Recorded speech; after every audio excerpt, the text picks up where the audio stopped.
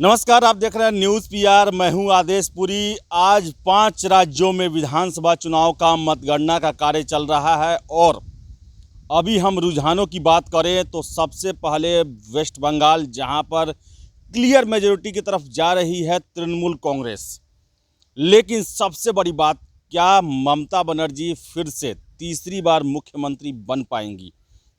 इस पर एक बहुत बड़ा सवाल बना हुआ है, क्योंकि ममता बनर्जी सिर्फ एक जगह नंदीग्राम, जहां आपको बता दें कि नंदीग्राम के संग्राम से ही ममता बनर्जी बंगाल की राजनीति में फेमस हुई थी, एक सर्वमान्य नेता बनी थी और उसी के दम पर 2011 के चुनाव में क्लियर मेजोरिटी लाते हुए बंगाल की सीएम बनी थी।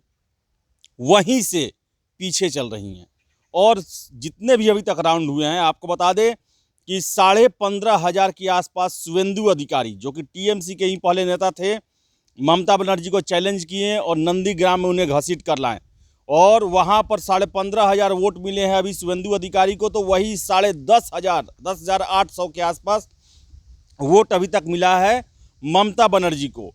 क्लियर जो है ये दिखाई दे रहा है कि शुवेंदु अधिकारी हो सकता है कि ममता बनर्जी को हरा दे नंदीग्राम से।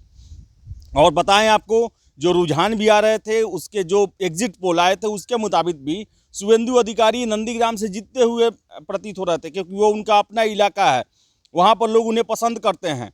जब नंदीग्राम संग्राम हुआ था तो उस समय वो ममता बनर्जी के साथ कंधा से कंधा मिलाकर संग्राम किए हुए थे, लेफ्ट के खिलाफ आंदोलन किए हुए थे। और ऐसे में वहाँ के लोग के बीच जो है वो ममता बनर्जी से ज़्यादा जो फेमस हैं वो शुवेंदु अधिकारी है, ये साबित होते हुए दिख भी रहा है। अभी तक जितने राउंड के वोटिंग हुए हैं, चाहे वो पोस्टल बैलेट हो, फर्स्ट सेकंड थर्ड राउंड हुआ हो, सभी में पछाड़ा है शुवेंदु अधिकारी ने ममता बनर्जी को। और अभी 5,000 वोटों से आगे चल रहा है। विधानसभा के चुनाव में 5,000 का वोट काफ़ी होता है और लगातार बढ़त बनाए हुए हैं। ऐसे में प्रश्न उठता है कि अगर ममता बनर्जी नंदीग्राम से हार जाती है तो क्या होगा।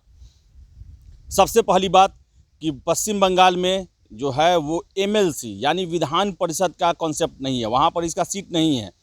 जैसे बिहार में है, जम्मू कश्मीर में है, महाराष्ट्र में है, आंध्र में है, ये सब स्टेट ऐसे हैं जहाँ पर एमएलसी है, जहाँ पर है कि अगर आप नहीं चुनाव हार भी जाते हैं तो आप मनोनीत हो जाएंगे, मुख्यमंत्री बन जाएंगे।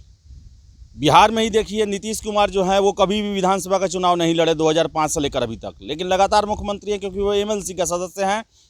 और मुख्यमंत्री बनने के लिए विधान जो मंडल होता है उसके दोनों सदस्यों में से, दोनों सदनों में से किसी एक का सदस्य होना अनिवार्य होता है।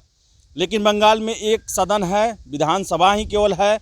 और ऐसे में ममता बनर्जी अगर हार जाती हैं तो क्या होगा? ममता बनर्जी क्या मुख्यमंत्री का पद धारण करना चाहेंगी? क्योंकि बंगाल में आपको बता दें कि 2 सीटें ऐसी हैं जहां पर प्रत्याशियों के कोरोना के कारण, मौत के कारण इलेक्शन नहीं हुआ, वहां पर बाद में इलेक्शन कराए जाएंगे। तो क्या ममता बनर्जी वहां से अपना भाग्य अब आजमाएंगी, या नैतिकता के आधार पर कि जिस जगह से उन्होंने संग्राम किया, लड़ाई लड़ी, बंगाल की अस्मिता की माटी मानुष की लड़ाई लड़ी, वो क्या उस जगह की जनता ने उन्हें नकार दिया तो ममता बनर्जी मुख्यमंत्री का पद लेंगी या नहीं लेंगी? ये बहुत बड़ा प्रश्न है। ऐसे में संभावनाएं जो बन रही हैं वो बन रही है कि अगर ऐसी परिस्थितियां बनती हैं तो अभिषेक बनर्जी, जो उनके भतीजे हैं और सबसे ज़्यादा ममता बनर्जी के बाद देखें वही एक्टिव रहते हैं बंगाल में, और टीएमसी में उनका एक तरह से कहें तो नंबर 2 का पोजीशन है, क्या वो मुख्यमंत्री बन सकते हैं?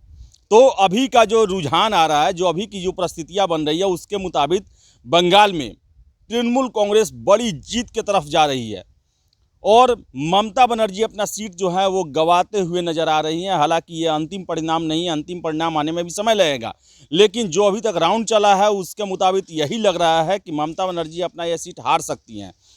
वही अगर हम बात करें बीजेपी की, बीजेपी लगातार दावा कर रही थी कि बंगाल में वो कमल खिलाएंगे, अपनी सरकार बनाएंगे। वो दावा फ्लॉप होते दिख रहा है, यानी कि बंगाल में जितनी बड़ी विजय की कल्पना बीजेपी के द्वारा की गई थी और जिस तरह प्रचार प्रसार और जितना आक्रामकता को अपनाया गया था, उससे ये साबित हो रहा था कि बीजेपी हो सकता है कि सरकार बना ले, लेकिन सरकार से वो दूर जा रहे हैं। लेकिन बीजेपी के लिए सबसे पॉजिटिव बात दो हो सकती है। एक तो उन्होंने नंदीग्राम में ममता बनर्जी को पछाड़े हुए है, अगर ममता बनर्जी हार जाती है तो इसे भी बीजेपी अपनी बहुत बड़ी जीत मान के चलेगी। वही दूसरी बात, 3 सीट 2016 की विधानसभा में बीजेपी ने जीता था और अभी जो है वो 100 के आसपास सीट पर बढ़त बनाए हुए है। तो ऐसे में बीजेपी का ये कहना कि वो बंगाल में अच्छा प्रदर्शन करेंगे, ये साबित करता है, क्योंकि बीजेपी एक बहुत बड़ी पार्टी बन के वहाँ उभरेगी, मजबूत विपक्ष का काम करेगी, विपक्ष में एक मजबूत दल का सामना होगा ममता बनर्जी की पार्टी का। तो वही बात करें कांग्रेस और लेफ्ट, उनका सुपड़ा साफ हो गया है, 4 सीटों पर वो आगे चल रहे हैं। ऐसी पार्टियां जिन्होंने लगभग 60 साल तक बंगाल पे राज किया, 34 साल लगातार लेफ्ट, उससे पहले कांग्रेस की सरकार 1977 से पहले कांग्रेस की सरकार हुआ करती थी, 52 से लेकर 77 तक, 77 से लेकर 2011 तक लेफ्ट। ये दोनों जो पार्टियां थी जो कि एक छत्र राज किया करती थी बंगाल में, आज हाशिए पे आ गई हैं, इनका सुपड़ा साफ हो गया, जनता ने इन्हें नकार दिया है।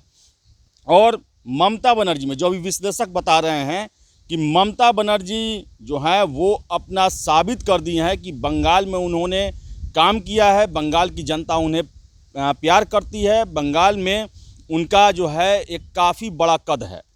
और बंगाल इलेक्शन आपको बता दें, जैसे विश्लेषणों में बात चल रही है कि 4 वहाँ पर अहम मुद्दे थे, 4 एम ने डिसाइड किया वहाँ पर, मोदी, ममता, महिला और मुसलमान।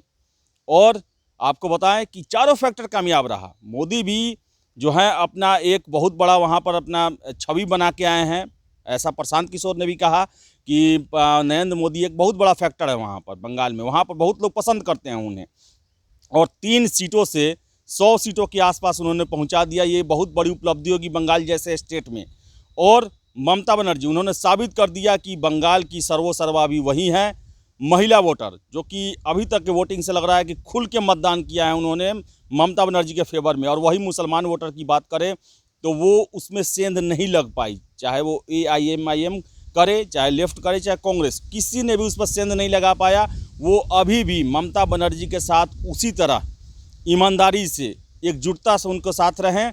लेकिन सबसे बड़ी बात, अगर ममता बनर्जी इस चुनाव में हार जाती हैं, नंदीग्राम की सीट हार जाती है जिस पर वो खुद खड़ा है, अकेले वो सीट पर खड़ा है, तो ऐसे में बंगाल में नया CM कौन होगा, क्या जीत के भी ममता बनर्जी हार जाएंगी?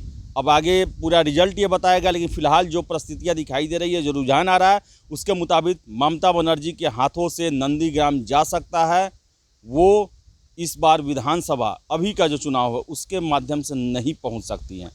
तो फिलहाल अभी संभावनाएं हैं, हकीकत पूरा रिजल्ट आने के बाद पता चलेगा। हम आपको हर एक अपडेट से रूबरू कराएंगे। तब तक के लिए बहुत बहुत धन्यवाद।